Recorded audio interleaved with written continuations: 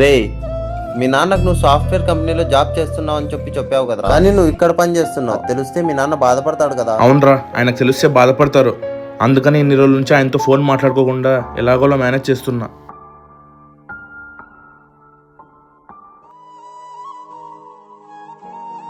రే, మీ నాన్న వచ్చారా?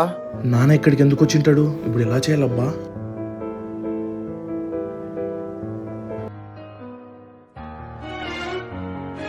సాఫ్ట్వేర్ కంపెనీలో పనిచేస్తున్నా అన్నావు కదరా. నాన్న, అది నేను నా దగ్గర కూడా అబద్ధాలు చెప్పాల్సిన అవసరం ఏమొచ్చిందిరా? నాన్న, నాకు సాఫ్ట్వేర్ జాబ్ చేయాలని ఉంది, కానీ దానికంటే ముందు నాకు డబ్బులు కావాలి. దేనికి? నీ ట్రీట్మెంట్ కోసం నాన్న. సాఫ్ట్వేర్ జాబ్ చేయాలంటే ఇంకొన్ని నెలలు టైం పడుతుంది. అందుకని ఖాళీగా ఎందుకు ఉండాలని చెప్పి ఆ కోర్స్ చేస్తూ పార్ట్ టైంగా ఇక్కడ పని చేస్తున్నానన్నా.